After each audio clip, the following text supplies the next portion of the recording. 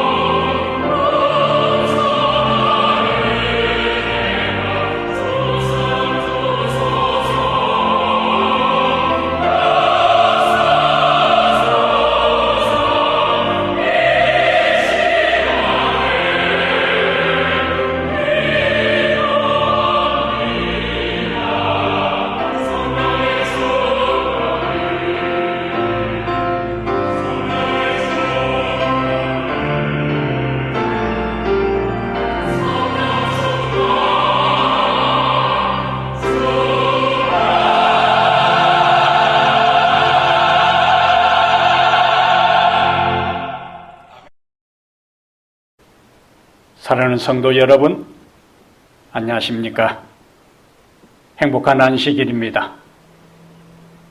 혼란한 시대를 살아가지만 한 주일이 얼마나 빨리 지나가는지 모르겠습니다. 지난 한 주간도 살아계신 우리 하나님께서 우리들 각자의 삶을 인도하시고 모든 질병과 사고와 어려움으로부터 우리를 보호해 주신 것을 진심으로 감사를 드립니다. 우리 다 함께 하나님의 말씀 마가복음 10장 46절부터 52절까지 말씀을 함께 보겠습니다. 마가복음 10장 46절부터 52절까지요.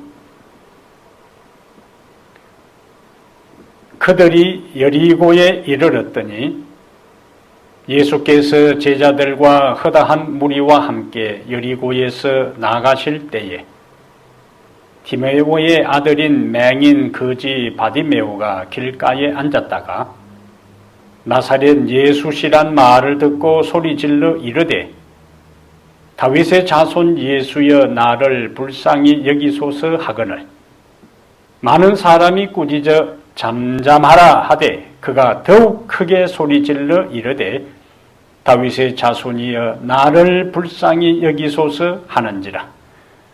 예수께서 머물러 서서 그를 부르라 하시니 그들이 그 맹인을 부르며 이르되 안심하고 일어나라 그가 너를 부르신다 하매 맹인이 겉옷을 내버리고 뛰어 일어나 예수께 나오거늘 예수께서 말씀하여 이르시되 네게 무엇을 하여 주기를 원하느냐. 맹인이 이르되 선생님이여 포기를 원하나이다. 예수께서 이르시되 가라 내 믿음이 너를 구원하였느니라 하시니 그가 곧 보게 되어 예수를 길에서 따르니라. 아멘.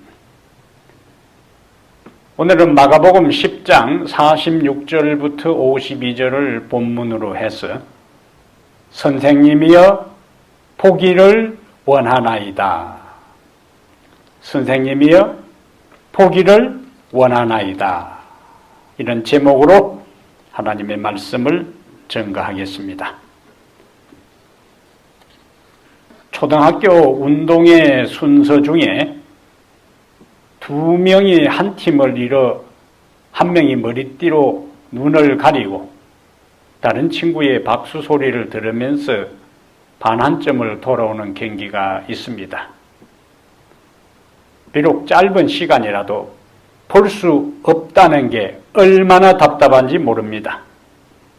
그러다가 다시 출발 지점에 돌아와서 머리띠를 풀어 다시 보게 될 때의 기쁨을 모두 짐작하고도 남음이 있을 것입니다. 그렇다면 맹인으로 살다가 어느 순간 눈을 뜨는 경험을 했다면 그 기쁨과 감격을 어떻게 다 말로 표현할 수 있겠습니까? 오늘 본문은 예수님께서 십자가에 돌아가시기 위해 예루살렘으로 여행하는 도중에 여리고에서 맹인 거지 바디메오의 눈을 뜨게 한 이야기입니다. 이것은 단순한 육적 눈을 뜨는 사건을 소개할 뿐만 아니라 영적 눈이 열리는 경험을 하도록 우리를 격려합니다. 그러면 우리가 어떻게 하면 영적 눈이 열리는, 영안이 열리는 경험을 할 수 있을까요? 그 비결은 첫째로 자신의 실상을 정확하게 인식하라. 자신의 실상을 정확하게 인식하라 하는 것입니다. 오늘 본문의 주인공은 누굽니까? 46절 마지막에 보면은 바디메오라 하는 사람이 등장합니다. 그런데 이 바디메오는 맹인이고 거지였어요. 맹인이면서 거지다. 그는 어쩌면 장애인이기 때문에 부모로부터 버림을 받았을 수도 있습니다. 이 사람에게 무슨 미래가 있으며 희망이 있을까요? 그런데 이 사람은 자신의 비참한 처지에도 불구하고 한 가지를 분명하게 알고 있었는데 그것은 자기가 불쌍한 상태에 있다는 것은 잘 알고 있었습니다. 그래서 예수님을 향하여 뭐라고 말씀하셨어요? 예수님을 향해서 그가 소리친 것이 있습니다. 나를 불쌍히 여기소서. 다윗의 자손이여 나를 불쌍히 여기소서.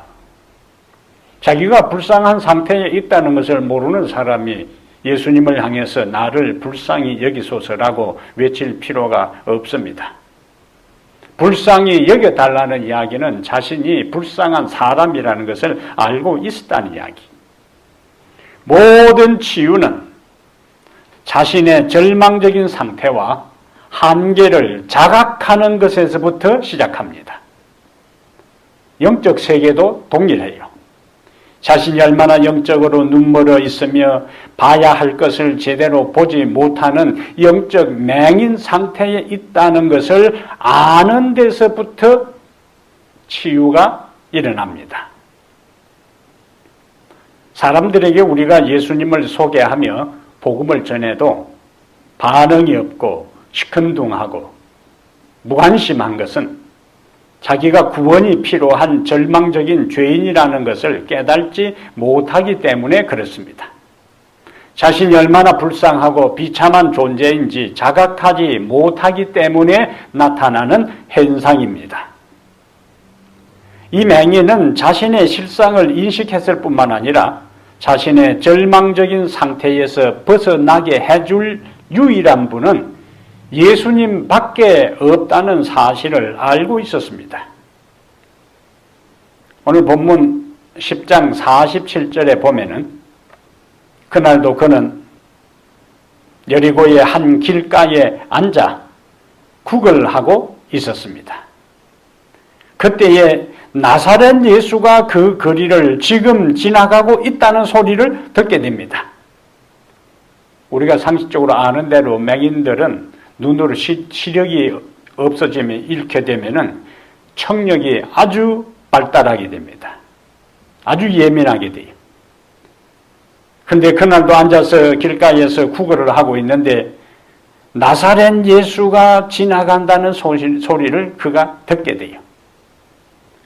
그는 지금까지 그동안 주변 사람들에게서 가끔 예수님이라는 분이 등장했는데 그분은 환자들을 치료하고 그분은 문둥병자도 치료하고 그분은 중풍병자도 치료하고 그분은 귀머거리도 치료하고 그분은 맹인도 치료한다는 사실을 다 이야기를 들었습니다. 특별히 그는 가난한 사람에게 관심을 갖고 그는 소외되고 외롭고 서러운 인생들에게 사랑과 동정을 베푼다는 이야기를 주변에서 많이 들었습니다. 환자를 치료해 주었다는 이야기 가운데 특별히 맹인들도 그가 치료해 주었다는 이야기를 들을 때에 그의 귀가 번쩍 뜨였지요. 물론 어린 시절 부모로부터 메시아가 오면은 너 눈도 치료해 줄 수 있을 것이라는 이야기를 들었을 것입니다. 왜냐하면은 유대인들은 모두 다 메시아를 기다리고 있었고 구약 성경을 연구를 했습니다. 이사야 선지자는 이사야 35장에서 메시아가 오면 회복될 세상의 모습을 노래하고 있는데 우리는 이사야 35장을 일명 천국장이라 그렇게 부릅니다. 이사야 35장 5절에 이사야는 이렇게 노래합니다. 그때에 맹인의 눈이 밝을 것이며 못 듣는 사람의 귀가 열릴 것이라고 말씀하고 있어요.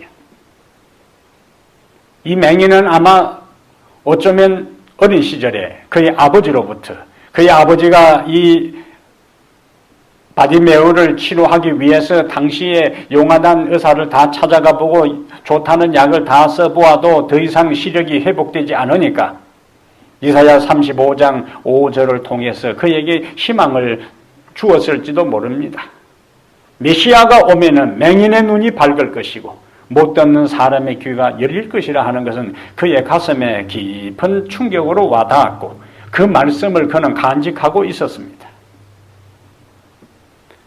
그러다가 주변에서 예수라는 분이 오셨는데 그분이 수많은 병자들을 치료한다는 소문을 들었을 때에 이분이 메시아고 이분이 메시아가 맞다면 자신의 눈도 회복될 수 있을 것이라는 희망을 하루하루 품고 살았습니다. 그런데 그 예수가 지금 자기 옆을 지나가고 있는 게 아닙니까? 당시 사람들은 보통 나사렛 동네와 그 나사렛 출신들을 편견과 경멸적인 시선을 가지고 부정적으로 보았고 부정적으로 평가했어요. 후에 예수님의 제자가 된 나다나엘도 그의 친구 빌립이 우리가 메시아를 만났다고 했을 때에 요한복음 1장 46절에 보면은 나사렛에서 무슨 선한 것이 날 수 있느냐라며 예수님을 평가절하한 것을 보게 됩니다. 바디메오는 나사렛 예수란 말을 듣고 소리 질러 나사렛 예수여 그렇게 하지 않았어요. 다윗의 자손 예수여. 그가 듣기는 나사렛 예수라고 들었는데 그가 외치기는 다윗의 자손 예수여 나를 불쌍히 여기소서라고 외쳤어요. 그에게 있어서 예수는 나사렛 예수가 아니라 다윗의 자손 예수였습니다. 다윗의 자손은 사무엘하 7장 12절과 13절에 바로 메시아에 대한 이야기입니다. 그는 예수님을 자신의 가장 현실적이고 절박한 소원을 들어주실 유일한 메시아로 받아들이고 확신했어요. 그래서 다윗의 자손 예수여라고 소리친 것입니다. 여러분은 자신의 영적 상태를 어떻게 알고 있습니까? 실상을 제대로 보고 있습니까? 예수님 당시의 바리새인들처럼 성경은 지식적으로 잘 알면서 정작 자신의 실상을 우리는 잘 모를 수도 있습니다. 예수님 당시의 바리새인들을 예수님은 영적으로 맹인이라고 말씀하셨어요. 요한복음 9장 39절부터 41절에 보면은 그들을 맹인으로 예수님께서 언급하신 것을 볼 수가 있습니다. 그들은 본다고 하면서도 실제로 메시아 되시는 예수님을 알아보지 못했습니다. 마가복음 10장에는 예수님의 제자들까지도 예수님을 제대로 알지 못하는 것을 발견하게 돼요. 그러면 마지막 시대 성도들의 영적 상태는 어떠할까요? 요한계시록 3장 17절의 말씀을 함께 보겠습니다. 요한계시록 3장 17절에는 마지막 시대의 성도들의 영적 상태를 이렇게 말씀하고 있습니다. 계시록 3장 17절에 네가 말하기를 나는 부자라 부요하여 부족한 것이 없다 하나 내 공고한 것과 가련한 것과 가난한 것과 눈먼 것과 벌거벗은 것을 알지 못하는도다. 스스로는 부자라고 생각하고 스스로는 부유하다고 생각하고 부족한 것이 없다고 했지만은 하나님의 진단은 공고한 것과 가련한 것과 가련한 것을 알지 못하고 눈먼 것도 알지 못하고 벌거벗은 것도 알지 못한다고 말씀하고 있어요. 그 말은 우리가 우리의 실상을 제대로 모른다는 거예요. 영적으로 눈이 멀은 영적 맹인 상태에 있으면서도 볼 수 없으면서도 보고 있다고 착각하고 있는 것이 마지막 시대를 살아가는 성도들의 영적 상태인 것입니다. 오늘 하나님의 거룩한 성령께서 우리의 절망적인 상태를 깨닫게 해주시기를 바랍니다. 우리의 실상을 있는 그대로 보게 해주시기를 기도합니다. 그래야 우리는 예수님을 찾게 돼요. 그래야 우리는 예수님을 붙잡게 되어 있습니다. 그래야 우리는 예수님께 기도할 수가 있습니다.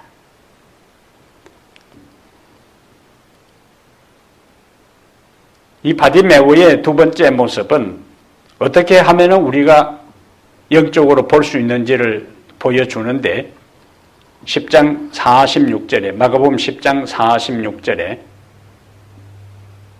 그들이 여리고에 이르렀더니 예수께서 제자들과 흐다한 무리와 함께 여리고에서 나아가실 때에 디메오의 아들인 맹인 거지 바디메오가 길가에 앉았다가, 두 번째 우리가 영적 눈을 뜨는 비결은 기회를 붙잡는 것입니다. 예수님은 지금 여리고를 마지막으로 방문하시고 얼마 후에 십자가에 돌아가셨어요. 그러니까 바디메오에게는 예수님을 만나 치료받을 수 있는 마지막 기회였습니다. 그런데 우리가 본문을 읽으면서 느끼는 것은 여리고의 그 많은 길 가운데 하필이면은 예수님께서는 거지 바디메오가 앉아서 구걸하고 있는 그 길을 지금 수많은 사람들, 흐다한 사람들에게 둘러싸여서 그 길을 지금 지나가고 있는 것입니다. 사실 거지 바디메오는 지금까지 이 날이 오기를 얼마나 기다렸을까요? 이 메시아를 만나야만이, 이 예수를 만나야만이 내 눈을 뜰 수가 있는데, 메시아가 오셨다는 소식은 들어도 그가 지금 육체적인 핸디캡이 있기 때문에 자기 스스로 그 메시아가 있는 곳으로 찾아갈 수가 없습니다. 그분을 만나면 내가 눈을 뜰 수 있고, 그분을 만나면 내 인생이 달라질 수 있는데, 그분을 만날 수 없는 가운데 하루하루 절망 속에 살아가던 그 거지 바디메오에게 나사렛 예수가 지나간다는 소식을 듣는 그것은 그에게는 하늘이 준 천재일우의 기회였습니다. 그는 그분을 만나면은 내 모든 눈을 뜰 수 있고 내 인생이 바뀌어지고 내 삶에 새로운 세상이 펼쳐진다는 것을 믿음으로 간직하고 있었는데, 오늘 바로 그런 기회가 찾아온 것입니다. 어쩌면 우리는 본문을 묵상하면서 예수님께서 의도적으로 여리고의 여러 많은 길 가운데서 거지 바디메오가 앉아서 구걸하고 있는 그 현장으로 의도적으로 지나가셨을 수도 있다고 판단할 수 있습니다. 그는 그 기회를 놓치지 않고 다윗의 자손이여 나를 불쌍히 여기소서라고 외치게 됩니다. 마가복음 5장 25절부터 34절에 12년 동안 헬루증으로 고생하던 여인이 고침받는 이야기가 기록되어 있습니다.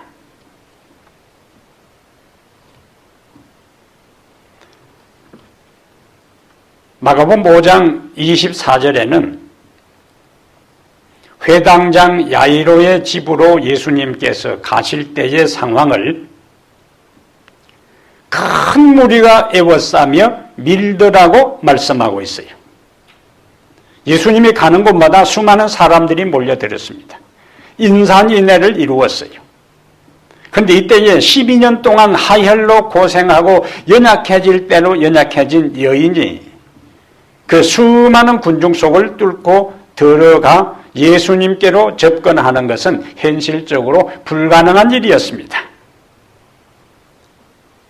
이때 예수님께서 어떻게 하셨는가를 시대소망 344페이지에 이렇게 말씀하고 있습니다. 저는 이 구절을 읽을 때마다 뭉클한 감동을 받아요. 시대소망 344페이지에 예수께서는 무리를 해치고 나가시면서 그 여자가 있는 곳에 가까이 오셨다. 예수께서는 무리를 해치고 나가시면서 그 여자가 있는 곳에 가까이 오셨다. 그때 여인이 손을 내밀어 예수님의 옷자락을 만지면서 치유가 일어납니다. 여인의 믿음도 중요하지요. 그러나 예수님은 그 여인이 있는 곳으로 가까이 가셨습니다. 이것이 우리에게 더 감동을 주는 것입니다. 예수님은 그 여인이 자신 마음은 예수님께로 오고 싶은 마음은 꿀떡 같지만 수많은 사람들이 예수님을 둘러싸고 있기 때문에 그 연약해지고 쇠약해진 몸으로 올 수 없고 번번이 군중들 뒤편으로 밀려나는 것을 보셨습니다. 그리고 그 여인의 갈망을 아셨어요. 그래서 여기 있는 곳으로 예수님이 가까이 일부러 가신 것입니다. 누가복음 19장 5절에는 삭개오의 이야기가 있는데 이 삭개오가 예수님을 만난 이야기도 오늘 본문과 같은 그날 여리고에서 일어난 사건이에요. 삭개오가 예수님을 만나기 위해서 예수님이 지나가는 곳으로 갔지만은 사람들이 너무 많아. 다 대부분 장애물은 사람들입니다. 이 12년 동안 혈루병을 앓는 이 여인에게 있어서도 예수님께로 가까이 갈 때 방해되는 요소가 사람들이었고, 키가 작은 삭개오가 예수님을 보기 위해서 가까이 갔지만은 사람들 때문에 볼 수 없었어요. 그래서 그는 나무 위로 올라갑니다. 그런데 중요한 것은 누가복음 19장 5절에 그 나무 아래로 예수님께서 일부러 찾아오셔서 삭개오의 이름을 부르시면서 삭개오야 내려오너라, 오늘 내가 너의 집에 유하여야 하겠다고 말씀하시는 장면입니다. 예수님은 그 수많은 사람들에 둘러싸여서 여리고 길을 지나가실 때에 삭개오의 마음의 갈망을 아셨어요. 세상적으로는 세리장으로서 권세가 있고 세상적으로는 부자요, 세상적으로는 명예가 있다 할지라도 그 마음속에 채워지지 아니하는 갈망, 갈증, 그 텅 빈 공허감으로 말미암아 방황하고 갈등하고 허전해하는 그 삭개오의 마음을 예수님은 읽으셨습니다.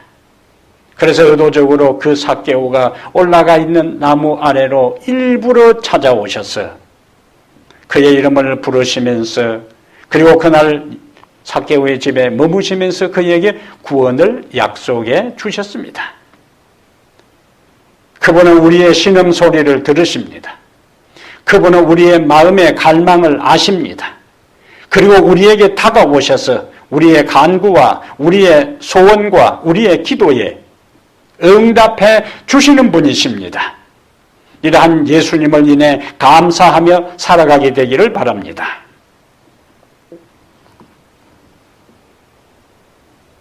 지금 우리는 코로나 사태로 대부분 집에서 많은 시간을 보내고 있습니다. 이런 기회를 어떻게 보내고 활용할 것인가 하는 것은 우리에게 달려 있습니다. 시간이 많으니까 인터넷을 하고 영화나 드라마를 보면서 많은 시간을 소비할 수도 있습니다. 반면에 주어진 많은 시간들을 자신의 영적 향상의 기회로 삼아 성경과 예내신을 포함한 독서를 하고 묵상과 기도를 하고 가족들과 유대를 깊게 하는 시간, 자신의 몸을 건강하게 유지하는 운동하는 시간, 긍정적으로 시간을 활용할 수도 있습니다. 이번 기회를 어떻게 활용했는가 하는 것은 다시 교회가 문을 열 때에 우리의 신앙의 모습으로 나타날 것입니다.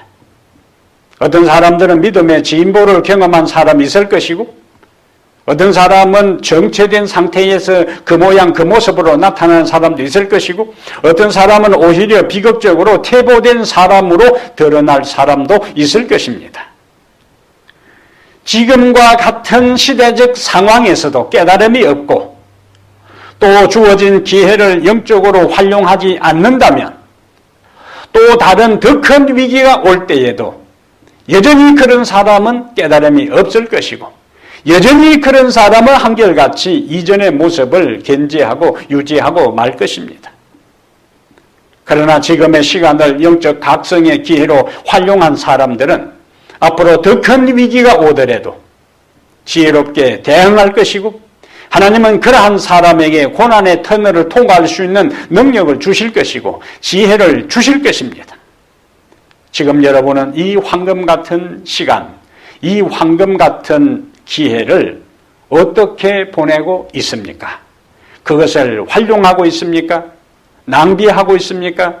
영적인 일에 많이 투자하고 있습니까? 세상적인 일에 많이 투자하고 있습니까? 그 시간 투자 여부가 이 모든 기회가 끝나고 난 다음에 우리의 모습을 결정지을 것이고, 또 다른 유사한 시련의 과정이 닥칠 때에 그때에 우리가 어떻게 반응할 것인가 하는 기준이 될 것입니다. 기회를 주시는 분은 하나님이시고 그 기회를 붙잡는 것은 인간의 몫입니다. 하나님은 우리에게 기회를 주셔요. 억지로 우리에게 기회를 붙잡도록 강요하지 않습니다. 하나님은 우리에게 기회를 주시고 그 기회를 붙잡고 선택하고 활용하고 선용하는 것은 인간의 몫이고 인간의 역할입니다. 이왕에는 하나님께서 우리에게 이렇게 많은 시간을 주셨다면 이러한 힘든 과정을 통과하면서 이 기회가 우리의 영적인 단련의 기회가 되고 하나님을 제대로 알 수 있는 기회가 되고 영적인 지식을 습득하는 기회가 되고 신앙적으로 성숙하고 성장하는 그러한 기회로 활용하게 되기를 다시 한번 중심으로 기원합니다. 세 번째, 우리가 어떻게 하면 영적 눈을 뜰 수 있는가? 오늘 본문 가운데서는 주님께 도움을 구하라. 주님께 도움을 구하라. 맹인은 예수님이 지나가신다는 말을 듣자마자 그의 자비에 의지하여 불쌍히 여겨달라고 외칩니다. 불쌍히 여겨달라고. 다윗의 자손이여 나를 불쌍히 여기소서. 그가 내세울 것이 아무것도 없잖아요. 그가 자랑할 것이 아무것도 없습니다. 맹인인 상태에서 거지의 신세에서 그가 뭘 가지고 예수님께 내놓을 것이 있겠습니까? 그래서 그는 예수님의 자비와 은혜에 의지해서 다윗의 자손이여 나를 불쌍히 여기소서. 왜냐하면 그가 지금까지 들은 예수님에 대한 소문은 예수님은 가난한 자들에게 관심을 갖고 예수님은 소외된 자들에게 사랑을 베풀고 예수님은 외롭고 서름받고 병든 자에게 깊은 관심을 나타내셨다는 소식을 들었기 때문에 그 예수님의 자비에 의지하여 그 사랑에 의지하여 다윗의 자손이여 나를 불쌍히 여기소서라고 외친 것입니다. 48절에 보면은 장면이 달라지는데요. 많은 사람이 46절에 제자들과 허다한 무리와 함께 여리고에서 나가실 때에 예수님이 오붓하게 제자들과 함께 여리고를 지나간 것이 아니라 허다한 무리가 예수님과 함께 여리고에서 나가고 있었습니다. 그런데 갑자기 이 바디메오가 있는 곳으로 앞으로 지나갈 때에 그냥 바디메오가 소리를 지르니까 48절에 한두 사람도 아니요 많은 사람이 꾸짖어 잠잠하라 하되 뭐라고 이야기했을까요? 어쩌면은 거지 주제의 말이야, 맹인 주제의 말이야, 시끄럽다고 주변 사람들이 돌아가면서 소리를 질렀을 거예요. 꾸짖어 그랬어요. 한두 사람도 아니요. 많은 사람이 꾸짖어 잠잠하라, 시끄럽다 하되 그가 주눅들지 않습니다. 그가 더욱 크게 소리질러 이르되 다윗의 자손이여 나를 불쌍히 여기소서. 주변 사람들의 만류에 주변 사람들의 꾸지람에 상관없이 아랑곳하지 않고 그는 더 크게 소리질렀어요. 그의 소망이 절실했기 때문에 소리치는 것을, 도움을 요청하는 것을, 주의 자비와 사랑의 도움을 간구하는 것을 중단할 수 없었습니다. 우리가 주님께 나가서 우리의 현실적인 영육의 문제를 해결하려고 할 때 쉬운 것이 아닙니다. 장애물이 반드시 있습니다. 그러나 오늘 본문이 우리에게 보여주는 것처럼 그런 것 때문에 우리의 간구를 중단해서는 안 됩니다. 우리가 울부짖는 그 간청을 포기해서는 안 되는 것입니다. 주저앉아서는 안 되는 것입니다. 우리의 기도가 항상 바로 응답받는 것은 아니에요. 맹인 바디메오가 그렇게 처절하게 부르짖을 때에 주님은 바로 응답하지 않았습니다. 그러므로 우리는 기도에 대한 응답이, 우리의 울부짖음이, 우리의 간청이, 우리의 간구가 바로 응답이 되지 않고 지연되는 것처럼 보이고 주님이 반응하지 않고 무관심하는 것처럼 생각되어도 우리가 간청하고 간구하고 울부짖는 것을 그만두지 말아야 합니다. 중단하지 말아야 합니다. 왜냐하면 예수님께서 한 번 간구하면 바로 응답해 주시겠다고 하지 않으셨어요. 마태복음 7장 7절에 구하라고 말씀하시고 찾으라고 말씀하시고 문을 두드리라고 반복하여 말씀하셨어요. 엘리야가 갈멜산 대결 후에 산꼭대기에서 이제 3년 반의 그 엄청난 기근이 끝나고 하나님께 비를 내려달라고 기도할 때에 한 번 기도해도 2번 기도해도 6번 기도해도 구름은 커녕 비 한 방울도 내리지 않았습니다. 이때에 엘리야가 그의 종 게하시를 데리고 내려가자. 더 이상 기도해도 안 되겠다. 포기하고 내려왔으면 상황은 달라졌을 것입니다. 6번째까지 무릎을 꿇고 기도해도 응답이 없었지만은 엘리야는 포기하지 아니하고 하나님의 약속을 믿고 확신을 가지고 하나님의 약속을 의지하고 7번째 무릎을 꿇고 기도한 다음에 그의 종을 지중해 쪽으로 방향으로 가서 알아보랬을 때에 손바닥만한 작은 구름이 일어난다는 보고를 받습니다. 그리고 얼마 후에 장대비가 쏟아지면서 3년 반 동안의 모든 가뭄이 해결되는 장면을 우리는 보게 됩니다. 우리의 끈질긴 기도에 주님은 반드시 응답하십니다. 우리의 끈질기고 포기하지 않는 인내의 간청에 하나님은 반드시 반응하십니다. 왜냐하면 49절에 48절에 그가 2번째 더욱 크게 소리 질렀을 때에 49절에 보면은 주님이 반응하기 시작합니다. 예수께서 머물러 서서 그를 부르라 하시니 그들이 그 맹인을 부르며 이르되 안심하고 일어나라. 그가 너를 부르신다 하매 2번째 부르짖을 때에 주님이 반응하기 시작한 것입니다. 주님은 바디메오의 부르짖는 소리를 들으셨습니다. 예수님은 지금 어디를 향하여 가고 계시는가? 예루살렘을 향하여 가고 계셔요. 예수님은 왜 예루살렘을 향하여 가고 계시는가? 십자가에 달려 죽기 위해 마지막 여행을 지금 예루살렘을 향하여 가고 있는 중입니다. 하지만 그 마지막 최후의 죽음을 앞두고 예루살렘을 향하여 가는 그 길 가운데서도 이 거지 바디메오의 탄식 소리, 간청 소리, 다윗의 자손이여 나를 불쌍히 여기소서 하는 그 외침의 소리를 무시하지 않았습니다. 무관심하지 않았어요. 묵살하지 않았습니다. 사실 예수님께서 예루살렘으로 지금 가시면서 그의 걸음 한 걸음 한 걸음 옮길 때마다 그의 가슴에 이 세상의 죄로 인한 엄청난 부담을 그가 느꼈을 것입니다. 영혼에 짓눌리는 고통을 느꼈을 것입니다. 그 와중에서도 들려오는 이 사람의 부르짖음, 다윗의 자손 예수여 나를 불쌍히 여기소서, 그 소리를 그분은 놓치지 않았습니다.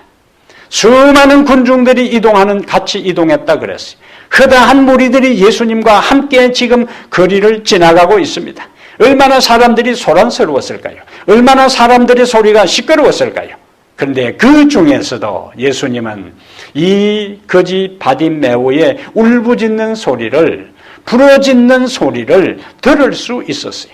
그리고 가던 걸음을 멈추셨습니다. 그리고 그를 불러오도록 하셨습니다. 주님은 자신의 고통보다도 우리의 신음소리에 더 귀 기울이십니다. 우리는 십자가에 달린 고통의 순간에 어쩌면 인간적으로 자신의 고통 외에는 주변의 신경을 전혀 쓸 여유와 여력이 없었던 그 순간에도 한 강도가 예수님께 이야기합니다.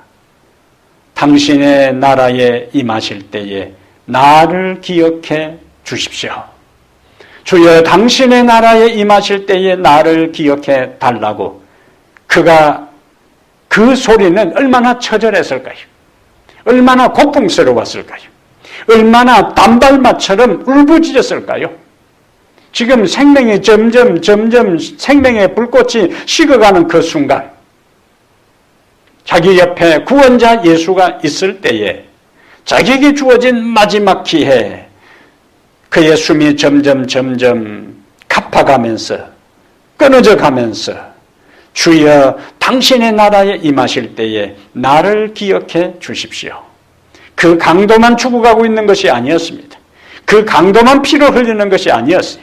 그 강도만 고통을 느끼는 것이 아니었어요. 예수님도 똑같이 피를 흘리고 예수님도 똑같이 고뇌했고 예수님도 똑같이 피를 흘리며 죽어가는 그 순간이었지만은 강도의 그 간청에 예수님은 귀 기울이셔서 내가 오늘 내게 이르노니 네가 나와 함께 낙원에 있으리라고 약속해 주셨습니다. 그렇다면 죽어가는 그 순간에도 피를 흘리며 마지막 고통 속에 있던 그 순간에도 강도의 마지막 기도 소리 간청을 들으시고 구원을 약속해 주셨다면 그분은 지금 하나님 보호자 우편에 앉아 계시면서 만유를 통치하시고 만왕의 왕으로서 계시기 때문에 여전히 그분은 우리의 신음소리에 귀를 기울이시고 우리의 간구에 귀를 기울이시고 우리의 간청에 응답하기 위해서 기다리시는 주님이십니다. 이러한 주님이 우리에게 계심을 인하여 찬양하고 감사하고 기뻐하게 되기를 바랍니다. 바디메오가 예수님께 왔을 때에 예수님께서 그에게 질문을 합니다. 51절에 예수께서 말씀하여 이르시되 네게 무엇을 하여 주기를 원하느냐? 네게 무엇을 하여 주기를 원하느냐? 이 맹인이 대답합니다. 선생님이여 보기를 원하나이다. 주님이 말씀하십니다. 내 믿음이 너를 구원하였느니라. 52절에 예수께서 이르시되 가라 내 믿음이 너를 구원하였느니라 하시니 그가 곧 보게 되어 예수를 길에서 따르니라. 그가 곧 보게 되었어요. 그는 광명한 세상을 보았습니다. 눈앞에 펼쳐진 장면에 얼마나 감격했을까요? 그리고 자기를 고쳐주시고 자기의 맹인된 상태에서 어둠의 세상에서 눈을 띄워준 그리고 구원까지 약속한 주님의 평화로운 얼굴, 주님의 자비로운 눈길을 바라보았을 때에 얼마나 감격했을까요? 그는 눈물을 펑펑 쏟았을 것입니다. 그리고 소리쳤을 것입니다. 우리에게도 한순간에 이런 영안이 열리는 순간이 찾아올 수 있습니다. 말씀을 깨닫는 순간, 진리를 발견하는 결정적인 때가 우리에게도 찾아올 수 있습니다. 그 맹인은 눈도 뜨고 구원의 보장도 받았습니다. 이 맹인만큼 구원의 확실한 보장을 받은 사람 누가 있겠어요? 구원의 주가 내 믿음이 너를 구원하였느니라고 했으면 이 사람의 구원은 틀림없는 것입니다. 이때에 그가 선택한 걸 보세요. 52절에 그가 곧 보게 되어 예수를 길에서 따르니라. 그는 자기 집으로 돌아가지 않았습니다. 그는 일상에 이제 내가 못다한 일들도 하고 이 세상에서 장가도 가고 이제 가정도 가지고 세상의 어떤 삶을 내가 꾸려가야 되겠다고 계획을 세워서 자기 집으로 가지 않았습니다. 아버지가 있는 곳으로 가지 않았어요. 그는 그 은혜에 감격해서 그 사랑에 이끌려 자신을 어둠의 세상에서 절망의 상태에서 눈을 뜨게 하고 구원을 보장해 준 사랑의 하나님의 아들 예수 그리스도의 다윗의 자손 예수 그리스도를 그 은혜에 감격해서 그 사랑에 이끌려 따르기 시작합니다. 오늘 본문과 같은 장 마가복음 10장 17절부터 22절에 재물이 많은 한 사람이 등장합니다. 다른 성경에는 이 사람을 부자 법관이라 그랬어요. 부자만 해도 사람들이 부러워하는 것이고 법관만 해도 사람들이 경외심을 갖는 것인데 부자 법관이니까 물질도 가졌고 권력도 가지고 명예도 가진 사람이에요. 이 사람이 예수님에게 찾아왔어요. 근데 예수님께서 그가 가지고 있는 재물을 다 팔아 가난한 사람에게 나누어 주고 나를 따르라고 했을 때에 재물이 많은 거로 슬피 돌아갔다 그랬어요. 근심하며 돌아갔다 그랬습니다. 그 사람의 이름을 성경은 기록하지 않습니다. 그는 예수님을 따르지 않고 영적으로 눈먼 상태에서 떠났습니다. 그는 부자였어요. 그는 법관이었어요. 그러나 그는 예수님을 따르지 않았습니다. 그는 영적으로 눈먼 상태로 머물렀어요. 하지만 오늘 본문의 거지는 영적으로 눈을 뜨고 육적으로 눈을 뜨고 주님을 따르기 시작합니다. 사복음서에 예수님이 계실 때에 수많은 사람들이 병에서 치유를 받았어요. 예수님께서 많은 사람의 병을 고쳐 주었습니다.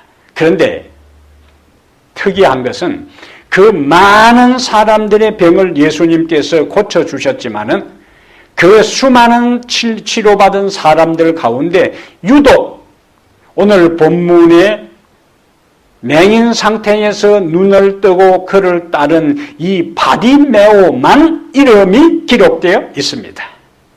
다른 사람들은 다 누구의 딸이고 누구의 아들이고 어떤 사람 이렇게 나오지만은 이 바디메오만큼은 이름을 예수님께서 기록해 주시고 그 다음에 동일한 장 마가복음 10장에서 부자였고 법관이었던 이 사람은 이름도 기록하지 않았습니다.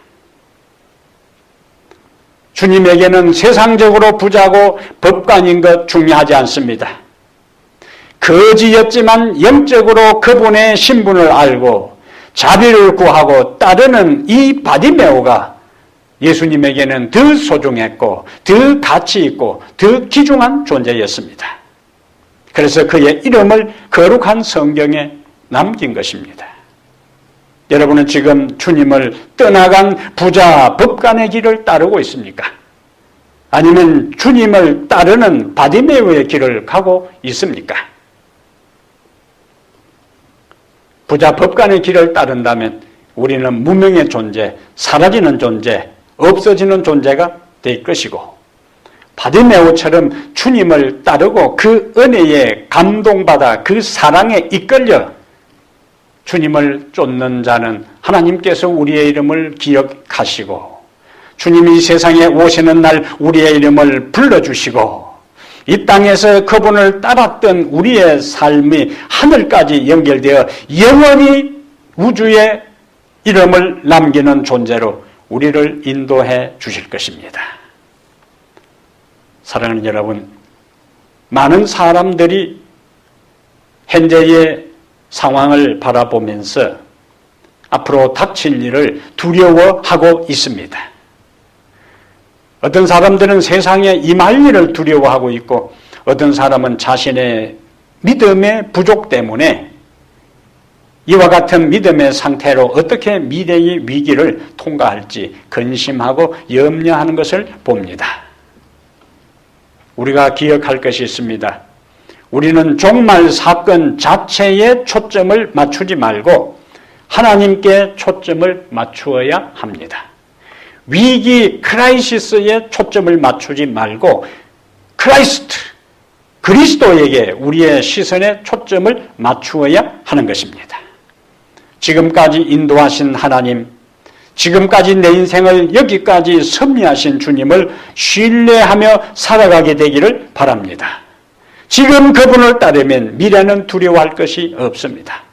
진정한 종말신앙은 지금 나와 함께 하시는 그분을 지금 의지하는 것입니다. 진정한 종말신앙은 지금 그분의 말씀을 따라 지금 순종하며 그분을 따르는 것입니다. 예언은 우리에게 두려움을 주기 위해서 하나님께서 주신 게 아닙니다. 예언은 우리가 지금 어느 시점에 와 있고 어느 지점을 통과하고 있는지를 보여주는 영적 지계표입니다.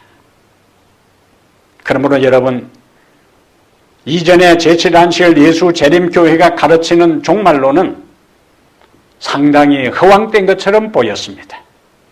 그러나 여러분, 지금의 작금의 코로나 사태로 일어나여 세상이 돌아가고 국가가 개인의 모든 프라이버시에 대해서 전혀 법적인 제약도 받지도 않고 무차별적으로 하나하나 지금 공공의 이익이라는 이름으로 국가 권력이 강해지는 이때에 앞으로 세상이 어떻게 바뀔지 재림교회가 예언하고 있는, 말씀하고 가르치고 있는 종말적 사건이 그 말씀 그대로, 그 예언 그대로 확실하게 전개될 수 있다는 사실을 우리에게 지금의 사태, 지금의 상황을 통해서 경고해주고 있습니다. 그러므로 우리는 이와 같은 시대적 상황을 바라보면서 우리가 그곳을 향해서, 그러한 사건이 일어나는 지점을 향해서 접근하고 있는 것을 바라보면서 오늘 다시 한번 우리들 스스로 우리의 영의 눈이 열려서 시대를 분별할 수 있는 깨달음을 갖게 되기를 바랍니다. 성령을 통하여 세상의 상황을, 시세를 파악하고 깨달을 뿐만 아니라 내가 지금 어떤 상태에 있는지 내 실상을 정확하게 인식하고 지금의 기회를 활용하고 날마다 그분에게 도움을 구하고 그분이 주신 은혜를 의지하여 그분을 따라가게 되기를 바랍니다. 어린 양이 어디로 인도하든지 따라가는 자들이 되기를 바랍니다. 주여, 선생님이여 보기를 원하나이다. 오늘 우리가 주님 앞에 기도할 것은 시대를 분별할 수 있는 영적 눈이 열리게 되기를, 기도하게 되기를 바랍니다. 시대를 분별할 뿐만 아니라 내 자신의 영적 상태를 제대로 인식하고 깨닫는 은혜가 우리에게 임하게 되기를, 기도하게 되기를 바랍니다. 거룩한 성령 하나님이 우리에게 깨달음의 지혜를 주시고 영안이 열려서 세상을 바라보고 나를 보고 이제는 거지 바디메오가 회복된 다음에 예수 그리스도를 따랐던 그 삶처럼 그러한 깨달음 다음 영안이 열린다. 다시 한번 우리의 마음의 허리를 동이고 주님이 우리에게 가라고 명한 그 길을 묵묵히 매일매일 따라가는 삶을 살아. 더 큰 위기와 어려움이 온다 할지라도 흔들림이 없이, 물러감이 없이 끝까지 주님의 길을 마지막 순간까지 따라가서 하늘에까지 이르게 되는 구원받은 성도들 다 되시기를 주의 이름으로 축복합니다.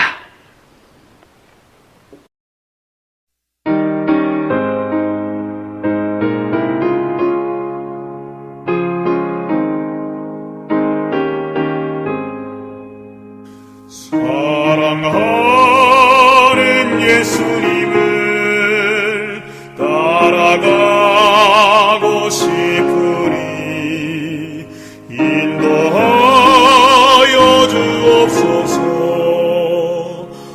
어디든지 가리다 날 위하여 몸의 피를 흘려주셨사오니 모두 주를 버리어도 나는 따르오리다.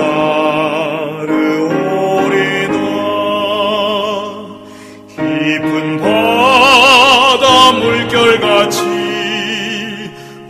위험하고 거친 길 구주 먼저 가셨으니 나도 따르오리다. 날 위하여 몸의 피를 흘려주셨사오니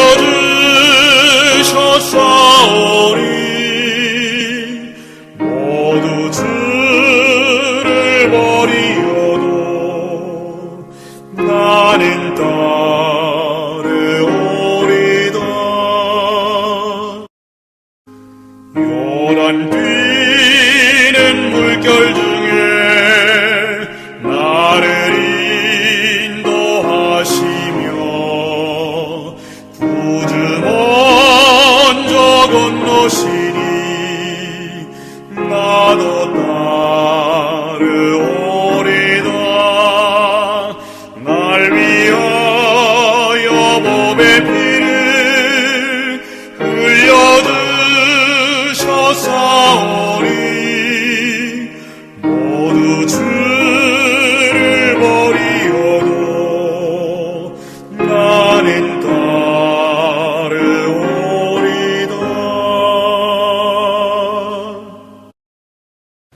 하나님, 우리 아버지,